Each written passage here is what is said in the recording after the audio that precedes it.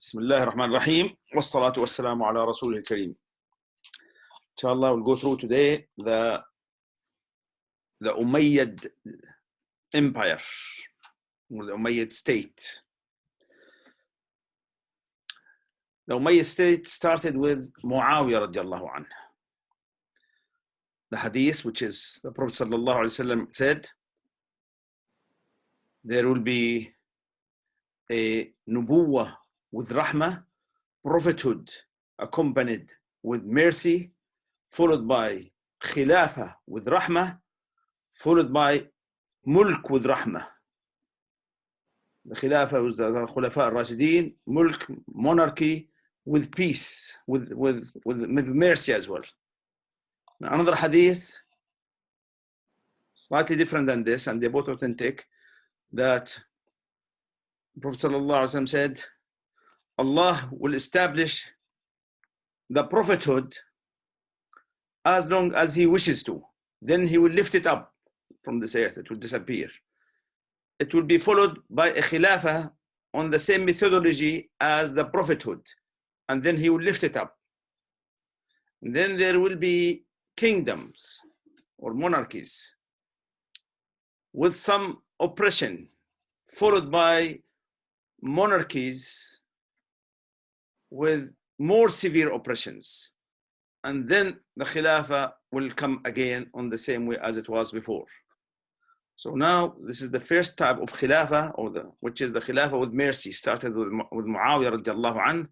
And you remember one day he was pouring the Prophet water for the Prophet doing the wudu. He was only 20 years old in Medina.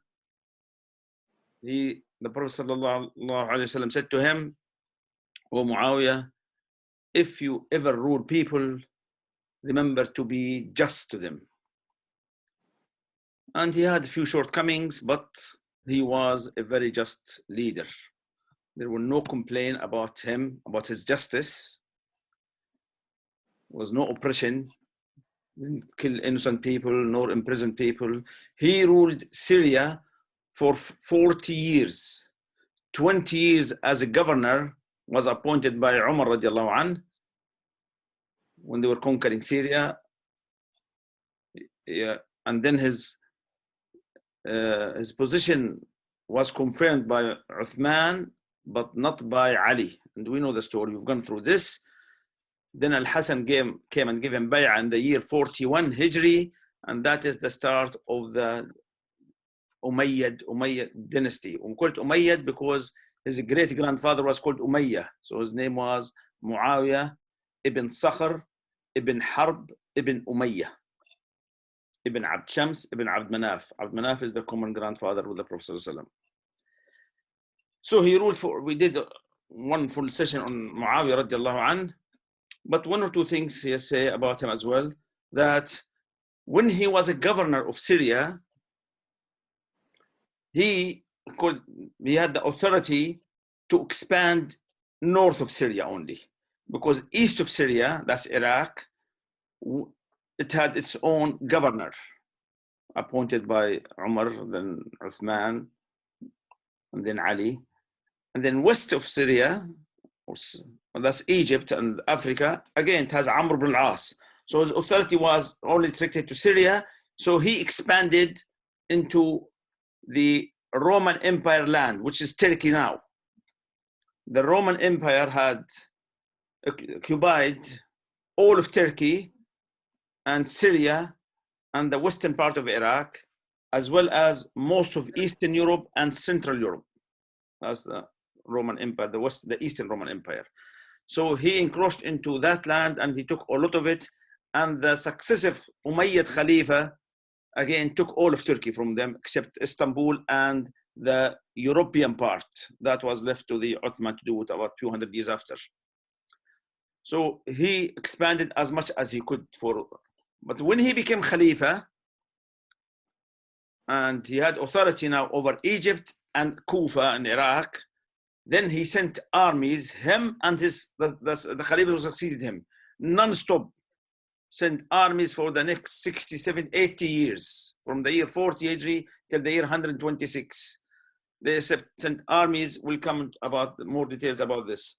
Now, whenever they occupied a land or conquered a land, they would appoint on part of that land, or all of it, depends on the geography and the person, they would appoint a governor. The governor had full authority on the land, as if he was a local king, but he is responsible for the Khalifa. For example, let's see what's the responsibilities of the governors of the Umayyad Khalifas. When they used to appoint other governors, they had 4 or 5 responsibilities they had to adhere to. First, surprisingly, they have to establish lead the 5 daily prayers. Unless he's sick or away. But if he doesn't pray in the mosque 5 times a day and lead the prayer, there's something wrong. And that didn't happen anyway. The early generation didn't. So he had to lead the prayer.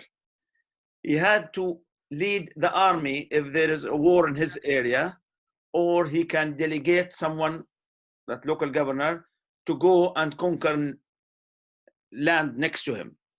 And that's why they were doing from Kufa and from other places, from Persia, they're going further. Always local commander or leaders or governors would send armies, or sometimes they go themselves.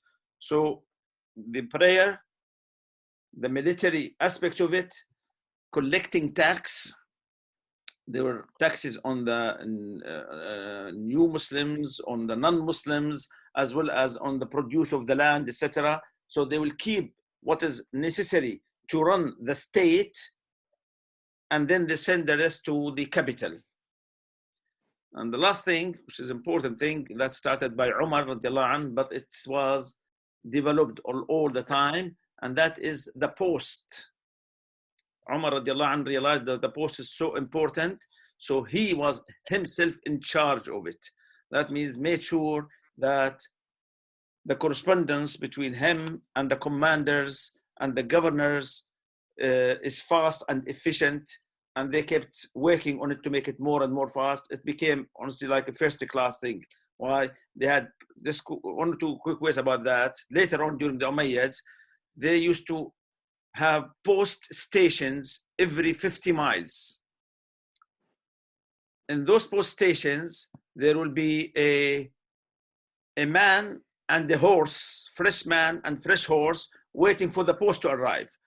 So when it's like a rally, that he receives the post, the man there receives the post, and very fast on his horse for 50 miles, because that's the distance that the horse can take at his top speed. And then to get exhausted, then he will pass it on to somebody else, and that's it. So within 2-3 days, they can get probably about 1,000 miles easily. So because the horse is, you understand, it's running all the time. So Muawiyah, one of the things that people don't agree with, nobody does really, and that is he passed it on to his son Yazid. Now Yazid had very bad reputation among the Muslims, and a lot of it is justified, really.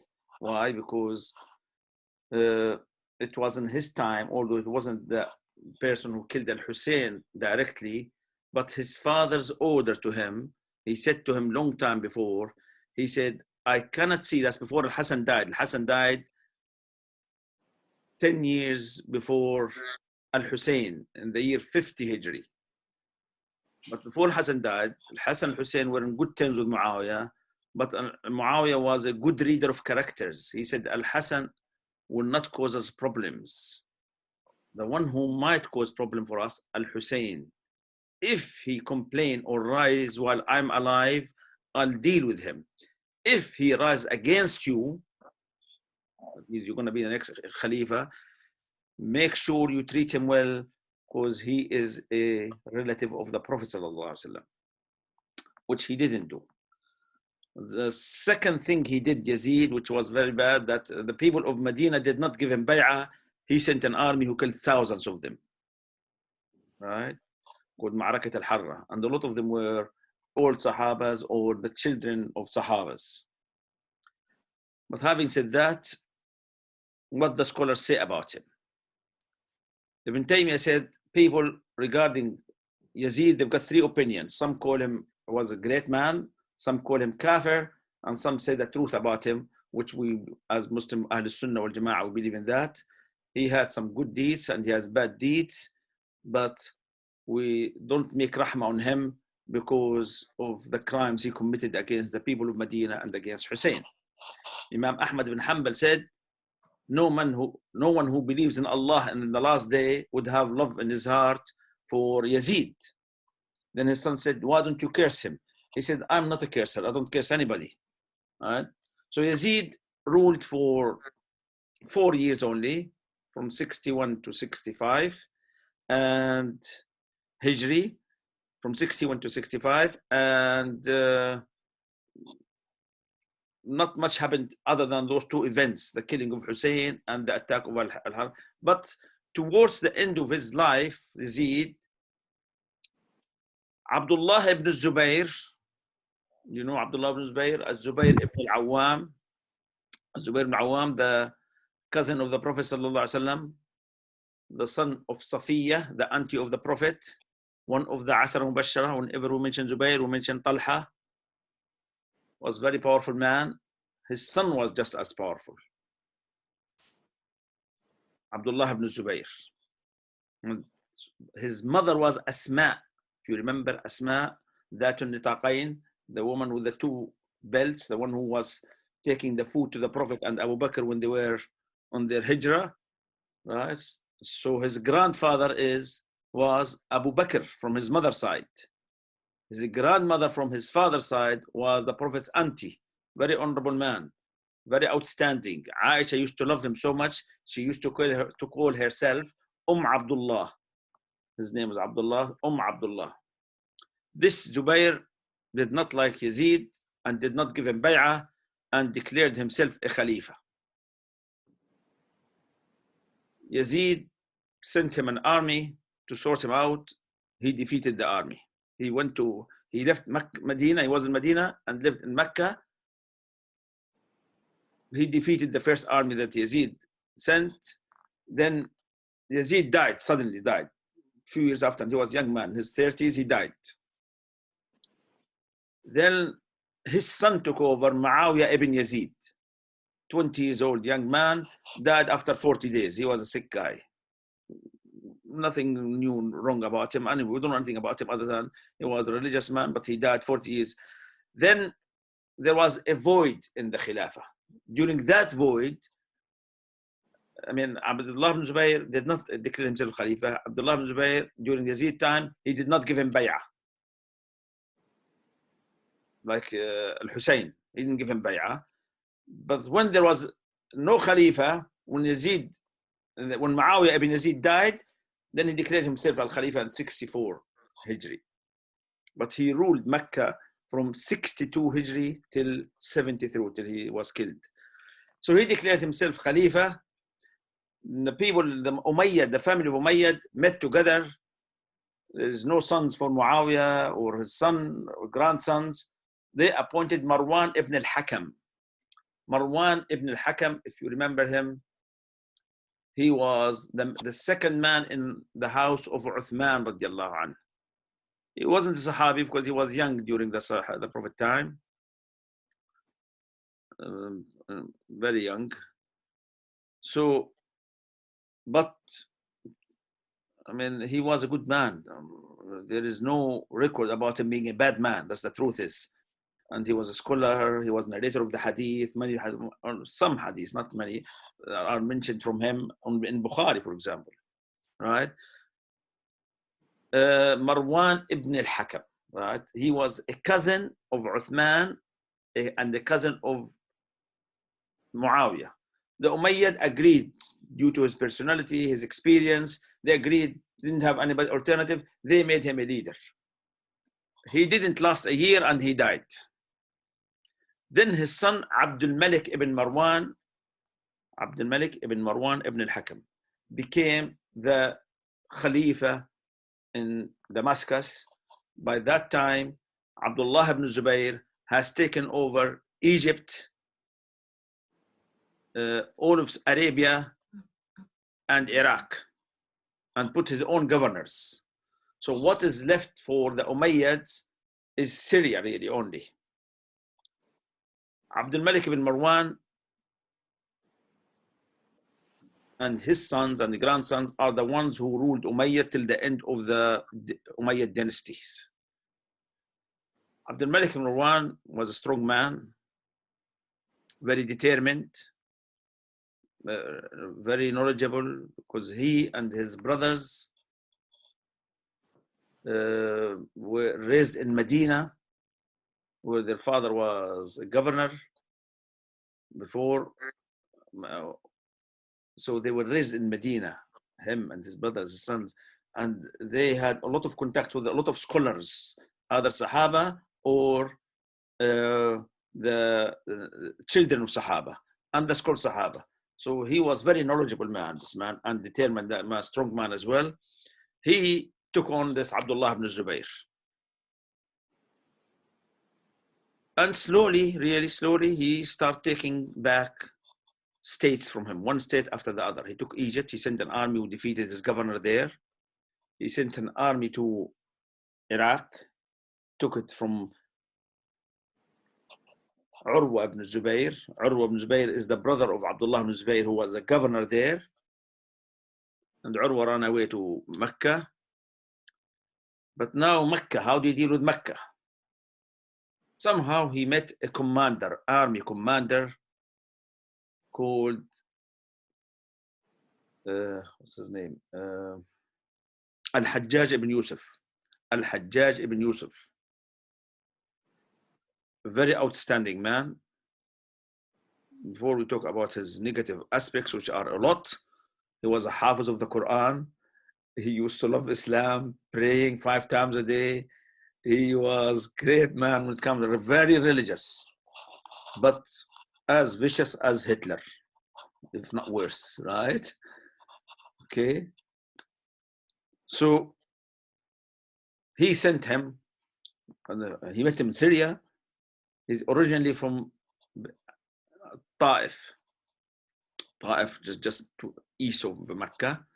The last battle of the Prophet there, Hunayn, وَيَوْمَ حُنَيْنٍ إِذْ أَعْجَبَتْكُمْ كَثْرَتْكُمْ فَلَمْ تُغْنِ عَنْكُمْ مِنَ اللَّهِ شَيْئًا. When you had so many of you and you thought you're going to win. Remember the battle of Hunayn. So he is from that town, Ta'if. He met him, he examined him, he found him the right man.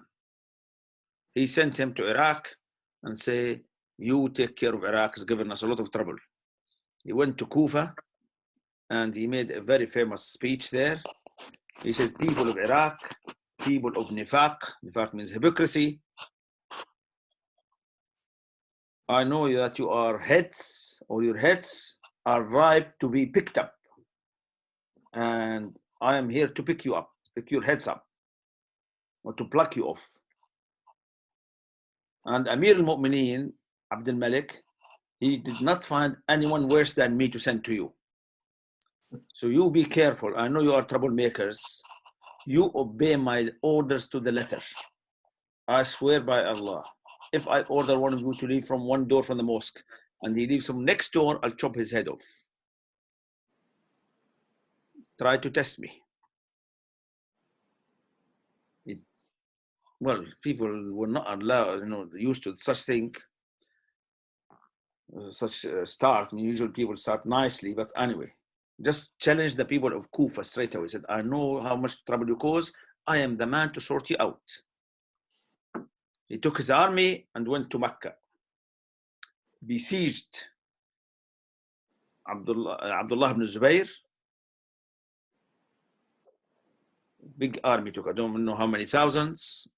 Abdullah ibn Zubayr had a few thousand there. They attacked Mecca, but they were repulsed by Abdullah ibn Zubayr and his men.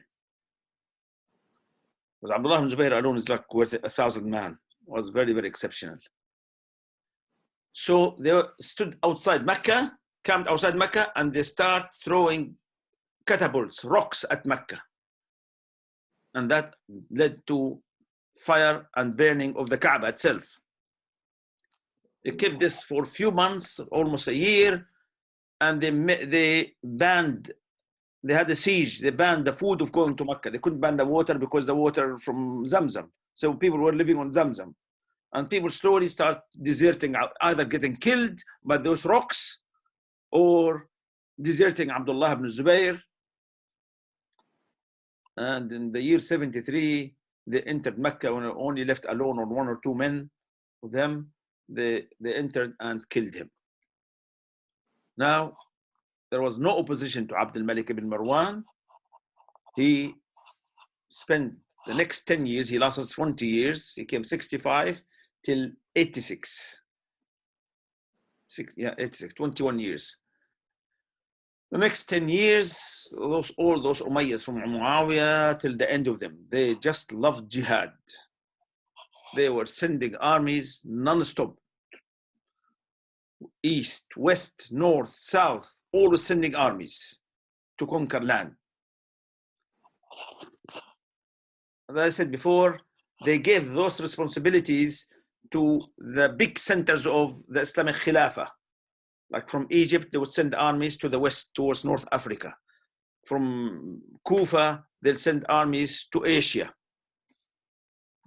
From Egypt, they sent again army to south to Eastern Africa. The one who was in charge of Kufa was this Al-Hajjaj ibn Yusuf. Hajjaj ibn Yusuf was generous as well, but he was very vicious. Even he killed scholars, he killed good people. Just any smell of no loyalty to or the criticism of Abdul Malik ibn Marwan, he'll kill them. So what he did to the people of Kufa and Basra, he was in charge of all Iraq. That's the 2 main cities there. He gave people all their allowances of money and more. So whatever is yours, you can have it. But after you get your money, prepare yourself and go to jihad. If I see any one of you on the street, I'll chop his head off. Second day he was walking, he saw a man that he gave him money the day before, he chopped his head off. Nobody left there, everybody went for jihad. And somehow, they wasn't because they were frightened. To be honest, people, they liked jihad at that time. Because he was sending one army after the other, non-stop for the next 10, 15 years, sending till the next 20 years, till he died in 95. From 75 to 95, he was sending armies non-stop, and those armies were expanding in Asia. We'll have a look at the map later on, inshallah. He sent a cousin of his, Muhammad ibn Qasim, to India, and he sent Qutayba ibn Muslim to Central Asia, that is to the Turkish republics, Kazakhstan, Turkmenistan, Tajikistan. He sent them there. He was so confident, this Al-Hajjaj, that Muslims cannot be defeated. He sent a message to those 2 young commanders. He said to them, whoever conquers China, then it is his. I said, you know that to them that China, the farthest place on this earth, says whoever conquers China, one of you, he sent the same message to both of them. And he informed them, between Qutayba and Muhammad ibn Qasim, whoever takes China, it's his prize, becomes the king there. And they were both racing towards China. And they were winning, to be honest. They were winning. Within years, it's amazing. Those people, just a few years ago, they were only in Bedouins in Arabia. Now they are the king of most of Asia. Anyway, Abdul Malik ibn Marwan was a fair man, religious man. He, during those last 10 years after he finished from Abdullah ibn Zubayr, there was peace throughout the Muslim land. The Khawarij tried to test Al-Hajjaj. They were from Iraq. He sorted them out badly. SubhanAllah, there was the Khawarij and the Shia. What happened that those who killed Al-Hussein, there was an army of 4,000 men, if you remember, that confronted Al-Hussein. The Shia of Iraq regretted that after. So they raised an army they had dispute between themselves. They raised an army to fight each other, and they killed half of those that killed Al-Hussein. Then Al-Khawarij killed the other half. SubhanAllah. And it's recorded that all the 4,000 people were killed, those who killed Al-Hussein. They were killed in their life, not normal death. And then this Al-Hajjaj sorted them out, all of them, the Khawarij and the Shia, and there was no trouble, and he was sending armies here and everywhere. And so that is now to the east, they were Muslim progressing. To the west, again, they sent a man called, as Muawiyah sent a man called Uqba ibn Nafi'. Uqba ibn Nafi' went from Libya, because Muslims during the Khalifa Rashidin had up to Libya, from Libya to Tunisia, and established Al-Qayrawan. The city was still there until now, and the mosque there, beautiful mosque there, that established Masjid Al-Qayrawan. And from Al-Qayrawan, they were sending armies further to Western Africa, Northwest Africa, or the coast of Africa, North Africa, which is Algeria and Morocco. From there, the next Khalifa sent, during that Musa ibn Nusayr sent another man called Uqba ibn Nafi'.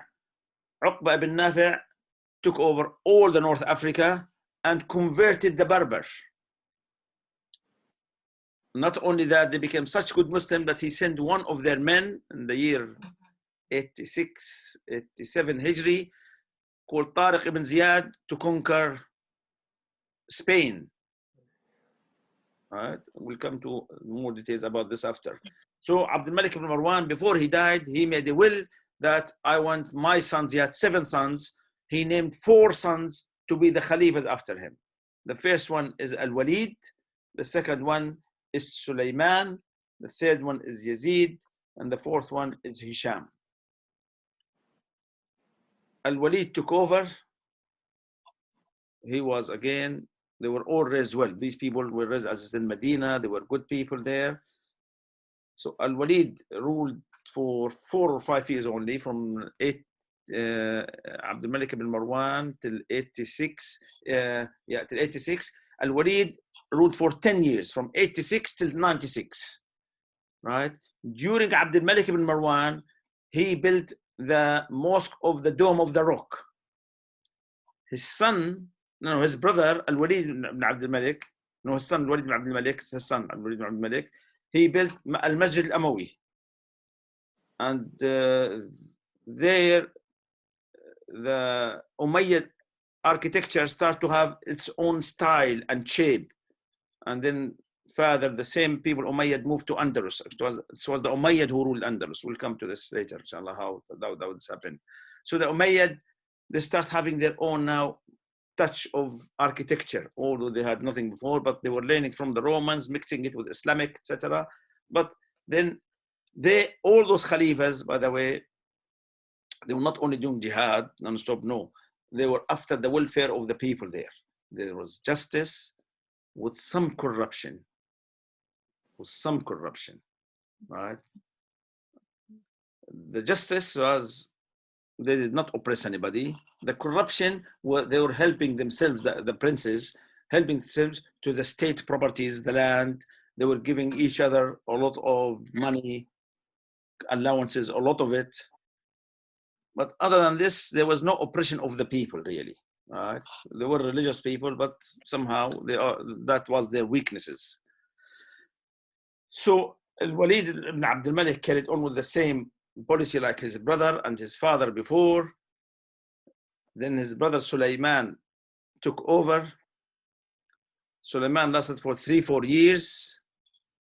Then, instead of passing it to his brother as his father, their father told them that you should give it the 4 brothers after Walid, then Sulaiman, then Yazid, then Hisham. Sulaiman passed it on to his cousin. Who was his cousin? Umar ibn Abdul Aziz. If you remember Umar ibn Abdul Aziz, we mentioned him when we were talking about Umar ibn Khattab radiallahu anhu. Do you remember the story of Umar when he was patrolling at night and he heard 2 women talking about mixing the milk, and then the daughter was saying, if Umar doesn't see us, then the Lord of Umar will see us. And then he asked his son to go and marry that girl. He married her, and he said, may Allah give you from her a righteous offsprings. And Allah accepted his dua. She gave a birth to a girl called Asim. Asim was married by Abdul ibn Marwan, and they had a child called Umar. They named him Umar after his great grandfather, Umar ibn Khattab, from his mother's side. At that time, Abdul Malik ibn Marwan, the brother of Abdul ibn Marwan, he appointed his brother as a governor of Medina. So Umar ibn Abdul Aziz grew up in Medina. Who was alive at that time? Abdullah ibn Umar, the best scholar of his time after the first generation of Sahaba. He knew that was his nephew, far nephew, but still his nephew. He liked him a lot. He took care of him. He grew up with him.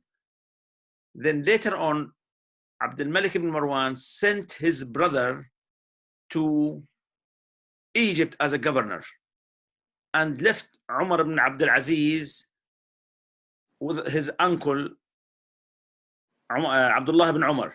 So he grew up till Abdullah ibn Umar died, and he learned a lot from him. He learned a lot of things, piety, knowledge. He became one of the all-time great scholars of Islam. Then this Sulaiman ibn Abdul Malik, instead of giving it to his brother, he said, no, I'm going to give the Khalifa to Umar ibn Abdul Aziz, and then Umar ibn Abdul Aziz should give it to my brother after. So just a break. The family agreed. There was no problem. So he was, in the year 99 Hijri, he was pronounced the Khalifa. So he went to the mosque and he said, I give up the bay'ah you gave me, because that was given to me by one person, not by you. You choose your own Khalifa, to the people, the public. Now the Khalifa did not know that, because once the previous Khalifa appointed them, then they thought it was theirs. And people already knew about this man, how good he was. They elected him. So that is the first elected Khalifa probably in Islam from the public. This Umar ibn Abdul Aziz, as soon as he became Khalifa, his wife was called Fatima, the daughter of Abdul Malik ibn Marwan, the daughter of his cousin, the daughter of his uncle Abdul Malik ibn Marwan, the brother of Abdul Aziz. Abdul Malik ibn Marwan had 7 sons and 1 daughter. Because he loved this Umar ibn Abdul Aziz, he gave him his daughter. So she was the daughter of a king, the sister of 2 kings. So she was used to affluent life. So as soon as Umar ibn Abdul Aziz became a Khalifa, he gathered his wife and his children, and he said, I've become a Khalifa and I have no right to public money. So you have the choice. If you want this life, I'll divorce you and you go back to your family. But if you want it with me, you're going to starve. Do you want this life or the hereafter? They said, we'll be with you. They didn't leave him. He gave himself every day £2 to spend on himself and his family. Just like Umar radiallahu anh, his great grandfather. That's the first thing. The second thing, he came to his cousins, took all their belongings, the slaves, the money, the horses, whatever they had, and put it in Baytul Mal. Oh, our cousin, your uncle gave it to us, our fathers. No, it's all. One of his cousins challenged him. He said to him, I am not paying off. I'm keeping my money with me. I didn't steal it. My uncle gave it to me. He said to him, you either give the money back or I'll sell you as a slave in the slave market. Was so frightened, he gave up everything, that man. Now, suddenly all those princes who've been living affluent life, they became poor. They can't live on £2 a day. They tried to negotiate with him, no way. Then they went to an auntie. They had an auntie that she was his auntie and their auntie, because they are cousins, their father's sister. She was loved by all the family. They sent that auntie, they took, look, tell this cousin of ours, he probably listened to you. Tell him we can't live on £2 a day. This is no life. She went to see him. He welcomed her. He loved her like all of them. It was a very popular woman. She spoke to him for an hour, 2 hours. He insisted, this is public money. It's haram to take it. So they were waiting outside to see what she's going to tell them. She came out, said, any good news? They said, it was your fault. Why did you marry your brother? She meant his father, to a daughter of Umar ibn Khattab. Could you not find another woman? The boy is just like his grandfather. Anyway, Umar ibn Abdul Aziz stopped for 2 years the expansion of jihad in all the fronts. He said, now we got other important things to do. We have to spread Islam in the areas that we have conquered, Islam and the Arabic language. And they did. And then he looked at the hadith of the Prophet ﷺ. He said, people only write the Quran. Everybody now who knows hadith must write the hadith. So people now started writing the hadith. That's why 100 years after, when Bukhari, Muslim, and all those people came along, they found there are libraries of hadith. The Umayyads in general, him and other Umayyads, really, they honored the scholars and the scientists. They would open up to other foreign sciences, Roman, Greek, Indians. Unfortunately, their philosophy came that affected Muslims after, but not in their time.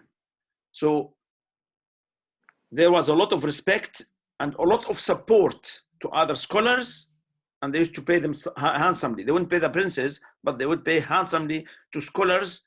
Like, for example, they'll give him a servant, they'll give him enough money to live on, they'll give him money comfortably to live, the scholars and the scientists. That's why this. So anyway, not only that, this Umar Abdul Aziz and other Khalifas, they have improved the land, cultivated the land, make sure that the marshes were dried up, there were wells, there were canals, and then they took it further, that they made roads between the cities throughout the empire. Right? And roads are very expensive things because we're talking about hundreds of miles each time. They made roads, and on the roads between cities, they put water wells, like services. When you walk there, because you need water. During the Prophet time, sallallahu alaihi wasallam, Uday ibn Hatim al-Ta'i, the Christian who came with a cross on his chest, if you remember, and the Prophet, and then he became Muslim, and the Prophet sallallahu alaihi wasallam told him a prophecy. He said, "Oh Uday, if you live long enough, you will see a woman coming from Al-Hira, that's somewhere in Baghdad, not far away, in Iraq, not far from Baghdad. You will see a woman coming from Al-Hira to Mecca to do Hajj and going back alone, fearing nobody but Allah." That means it will be a lot of security, all security through Arabia. You will see this matter, Islam, will spread between East and West. And you will see a man taking gold and silver to give it as sadaqah. He will not find a man to take it. Uday said, I've seen the first two, but I haven't seen the third one. He died before Umar ibn Abdul Aziz's time. Because Umar ibn Abdul Aziz was so pious, suddenly the whole empire became pious. Nobody was taking money by haram, everybody giving sadaqah. So the Baytul Mal, the treasury, was full of money. And they couldn't find a poor man to take it. So they sent the money to North Africa. And the man came back, he said, I couldn't find poor man to take it from there. So Umar ibn Abdul Aziz said, pay off throughout the state all the debts of whoever is indebted. They paid off the debts of those who owed money. Who doesn't have a house, buy him a house. Who wants to get married, let him get married. And they're still coming back to him, we still have money, what shall we do with it? He said, buy seeds and spread them on the mountains so the bears will not go hungry. In 2 years, 50 years of corruption, he corrected in 2 years. I said, it wasn't corruption like what we have today. What we have today takes a bit more. Anyway. The scholars called him Al-Khalifatul Khamis, the fifth Khalifa from Rashideen, because he was Rashid, he was righteous man, but he was a scholar as well. He became a reference in fiqh in Islam. Like, if a matter of a question, difficult question other than the prayer and the wudu, etc., comes along, people will say Abu Hanifa said that because he is a reference in Islam, or Ahmad, or Ibn Taymiyyah, and they will say Umar radiallahu anhu. Because if you say up to that, you don't have to do further studies. Rarely you do, but rarely. And then if you say Umar ibn Abdul Aziz said that, I'll just give an example of what he said, and it became most Muslim accepted, not all, unfortunately. Like the Prophet ﷺ told us to give the sadaqah, Eid al-Fitr, as food, either dates or wheat. But that is impossible to transport from one country to another. So Umar ibn Abdul Aziz said, you can give it in cash. And because of this, that's why we can send the money from one country to another. But before him, they had to give it in food. That's one example of many of Umar ibn Abdul Aziz. Now his cousin didn't give up, they poisoned him. He died 2 years and 6 months after. And he was only 41 years old. And he knew that before he died, he knew it was his cousins. And he knew the slave who put the poison for him. Usually, such exceptional men don't last long, really. If anybody exceptional would last, then the Prophet would have lasted longer. He only died 63 years old. Then the Khalifa who came after him was Yazid ibn Abdul Malik. Yazid ibn Abdul Malik, like his brothers and the rest of the family, again, really, there are many stories that he was bad after women, etc. It's all lies, all from Shia lies. This is authentic Sunni history, and we're not defending them because we never defend Yazid, for example, right? The truth is the truth, because our stories are authenticated. The Shia stories are vindictive, hatred, and that's it. No, he was a good man. He didn't last long, few years. Then his brother Hisham came.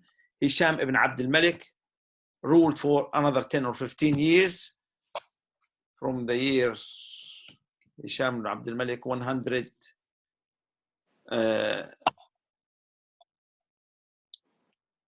Umar ibn Abdul Aziz from year 99 to 101, and then after Umar ibn Abdul Aziz, Yazid for 5 years to 106, and then 106, 20 years Hisham, for 126, he lasted 20 years, Hisham ibn Abdul Malik. Hisham Abdul Malik, again in his time, the Muslims reached the maximum of the area. I'll just show you where they went, and we'll have a look at this, and we'll look at some Muslim architectures that the Umayyads did. And then before that, let me just finish off on what happened after Hisham ibn Abdul Malik.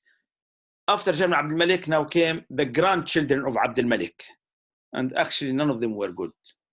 They were fighting each other, disputing, real wars, competing for the Khalifa, some of them lasting few months, some of them lasting a year, about 4 or 5 or 6 of them for the next from 126 to 132. There were about 6 Khalifas fighting during that time.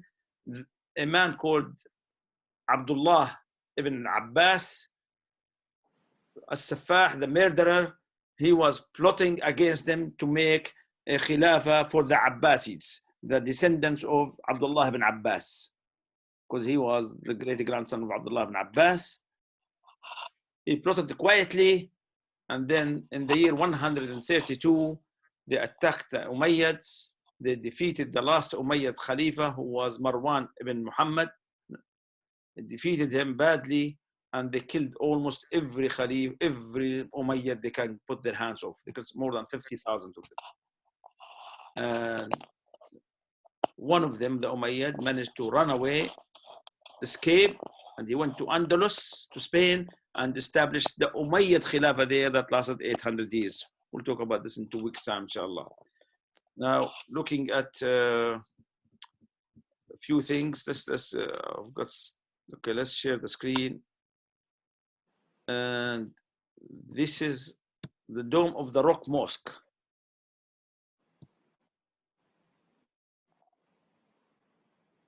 No, that's the Umayyad Mosque. What do you see? Do you see the Dome of the Rock, or what do you see? Dome, I think. The dome, yeah. Dome of the Rock, yeah. Yes, the Dome of the Rock. Okay, I don't know why everything came here. Yeah, that's it. The Dome of the Rock. I mean, this is not bad for people who are living in mud houses, etc. Till today, that is all the design of who Abdul Malik ibn Marwan, or during his time, really, right? I mean, it's still one of the greatest buildings in the world, really. The architecture of it, the mosaics, right? And what is that mosque, special mosque, what it is? It is from underneath this dome, there's a huge rock. The Muslims believe it is from that rock that the Prophet went up to heaven. So the Muslim, what they did, they made it a place of prayer, not a shrine to kiss and throw money and wish good luck on something. So they made it a place of prayer, and the Umayyad made it a mosque. So this is now next. If you see at the background, the Umayyad, the Masjid al-Umawi. So that was built by Abdul Malik ibn Marwan. His son al-Walid ibn Abdul Malik. His son al-Walid ibn Abdul Malik. I'll show you now what he did. He built the al-Masjid al-Aqsa. Right, where's the Masjid al-Aqsa? Yeah, give me a second, please.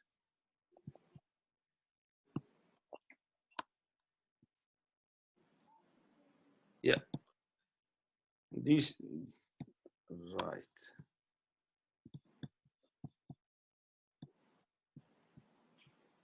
Al-Masjid al-Aqsa. We have to do this really. I'm not very quick with that.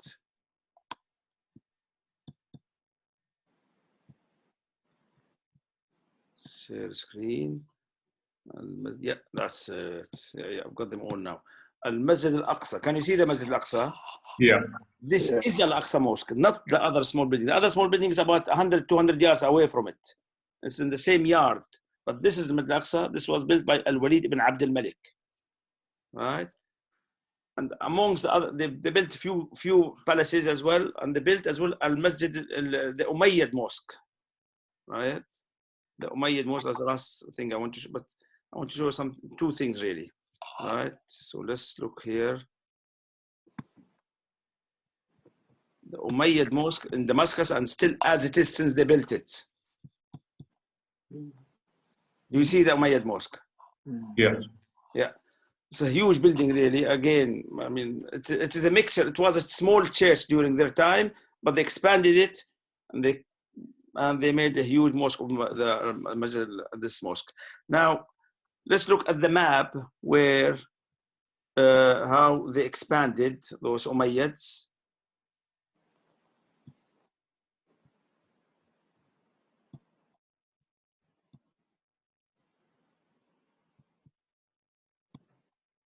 Okay, can you see this, the globe? Yes. Right, you could see here, if you look at the east here, Kazakhstan, Afghanistan, and Pakistan. To the east of all those three countries is China. So the Muslims reached China during those Umayyads, reached to the borders of China. They were about to conquer China, really. So they sent a warning to the Chinese king or emperor that it's your turn now. We want to conquer your land. But some negotiations, he agreed to pay taxes for the Muslims.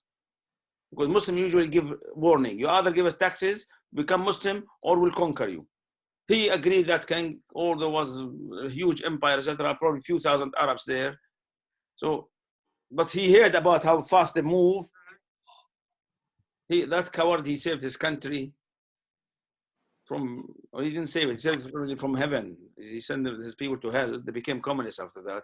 If he knew that, probably he would have chosen Islam. But anyway, so there was a peace treaty with the Chinese that they should pay so much, a lot of money to the state.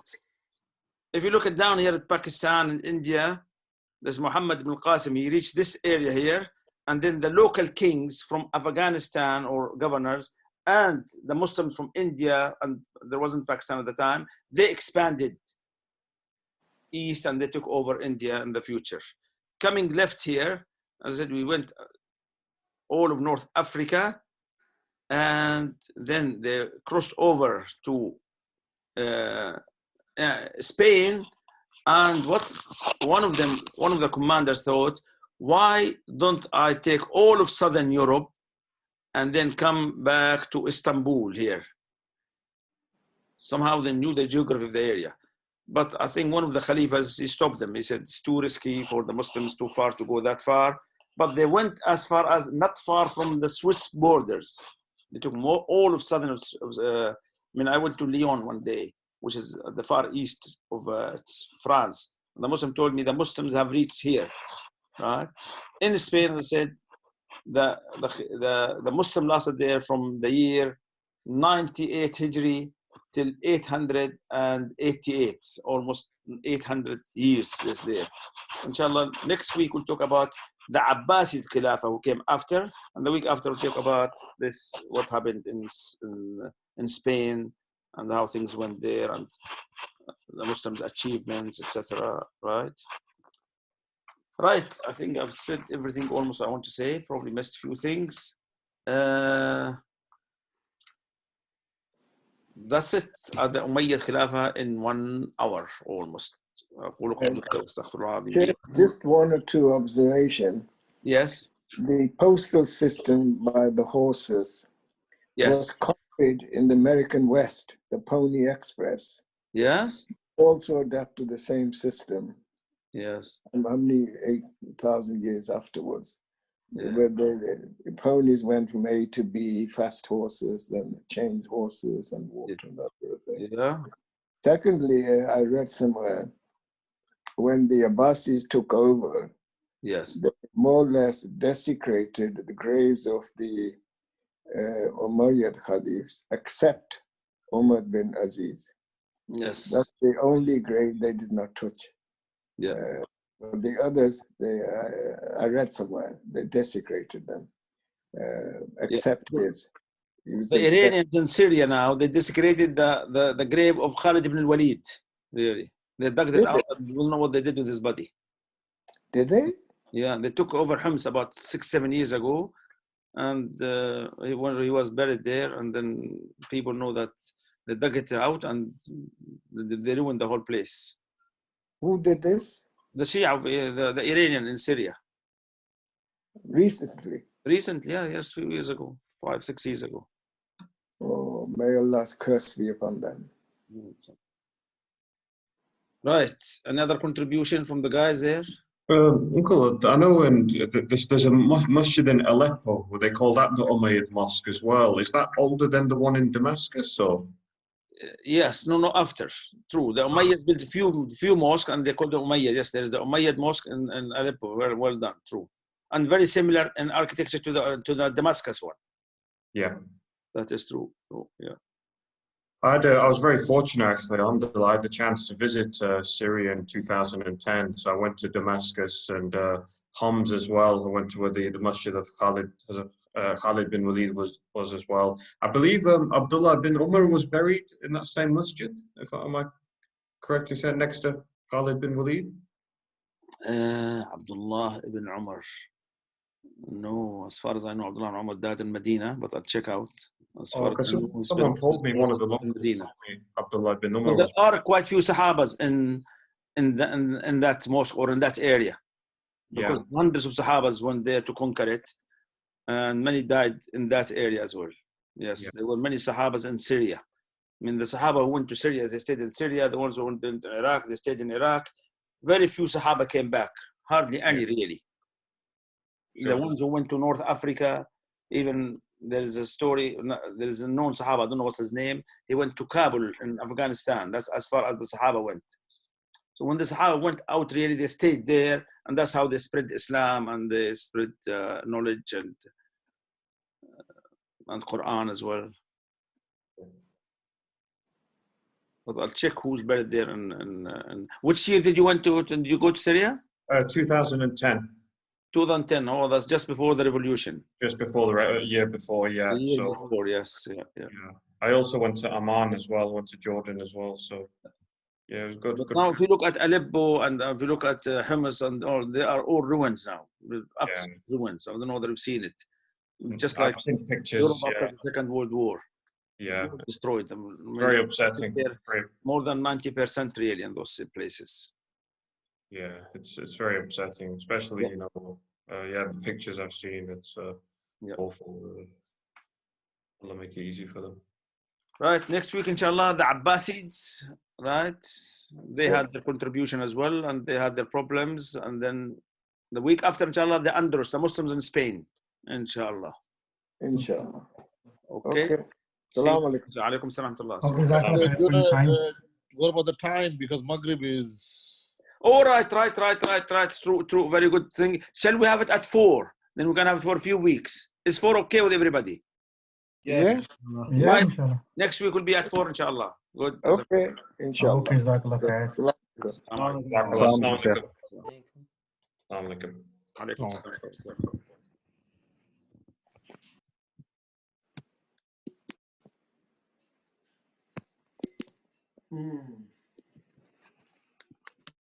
Yes, he was the second Umar bin Abdul Aziz. He followed his great-great-grandfather.